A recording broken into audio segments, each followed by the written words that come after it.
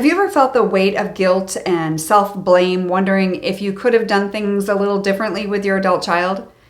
Well, I want you to know that today we're diving into a powerful journey of self-forgiveness. Not forgiving your child, not forgiving anyone else, your spouse, but you. It's time to forgive yourself for all the things that maybe you did or didn't do or wish you had done differently. And so this is a gift that every mom deserves. Every human deserves. And I'm going to talk about what you will receive when you do this for yourself. So I'm going to I have 5 tips for you today in regards to this.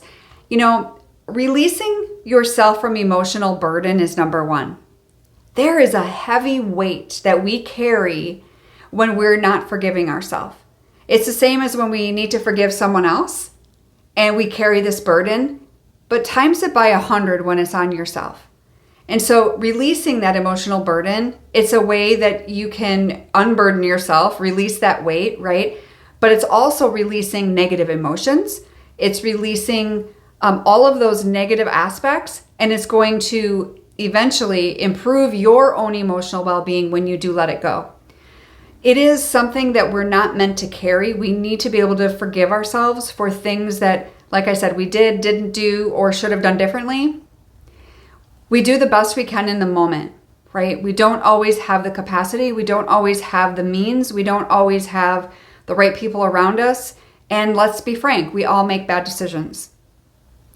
So number 2 is freedom to move forward. You do have freedom. Holding on to guilt and self-blame can keep you stuck, and it will keep you stuck in the past. You are going to be unable to move forward completely without that self-forgiveness. So that's going to give you the freedom to move past all of this and forward into the future in a healthier way. We need to know that it's okay to learn from experiences and create a more positive future. That is exactly what you would tell your child. If they were to come to you and say that there were things that they needed to forgive themselves for, right? What would you tell them as a mom? You would tell them, it's okay. We learn from our experiences. We have to move on and make better choices in the future, right? And that same goes for you. And so many times moms forget that part. Number 3 is empowerment. Self-forgiveness is one of the most powerful, empowering choice you can make for yourself, because it opens the doors to everything else good. It shifts that focus from being a victim of circumstance, and it allows you to take control of your own emotional state and your own personal growth. It's not going to happen until you're able to do that. Number 4 is building resilience.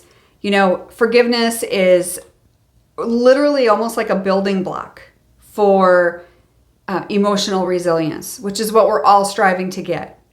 So it's going to allow you to bounce back from different setbacks you've had, whether it's related to your child or otherwise. You'll be able to learn from different challenges you face, or maybe you are facing right now. And you're going to have that ability to develop a stronger sense of self for you. And then number 5 is, guess what? It's going to improve your other relationships. Because when you can forgive yourself, you're paving a way for improved relationships across the board. And then as you let go of those negative emotions, you're going to find it easier to rebuild connection with others, including your children. Right? Including your children, because some of you are holding on to negativity and the not forgiving yourself, which is causing you to hold on to negativity about the situation with your child. It's going to free you in so many ways, and I'm so excited for you. For those of you that are wanting to learn more and put this into practice and looking to join a community of other moms who are going through similar situations, if you're ready for group coaching or one-on-one coaching, I want you to reach out to me via the Discovery Call link. We can have a conversation, learn more about your situation, and then I can let you know what would be the best way I could help you. So I look forward to talking to you soon.